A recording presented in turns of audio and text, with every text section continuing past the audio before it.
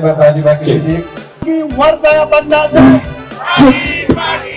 luar biasa. perlu kami sampaikan pada Bapak Ibu sekalian bahwa pajak ini adalah untuk pembangunan. Kalau kita lihat pajak memang keharusan kewajiban kita bersifat memaksa. Kemudian kalau retribusi yang kami kutip oleh Kota Banda Aceh itu kami memberi pelayanan dulu seperti pajak parkir. Keuangan Kota Banda Aceh adalah 1,3 hampir 1,4 triliun. Nah, dari seluruh keuangan itu Banda Aceh dari otonomi fiskal masih belum mandiri. Kenapa? Karena kalau kita lihat dari rutin kita 50% belum bisa dicukupi oleh PAD.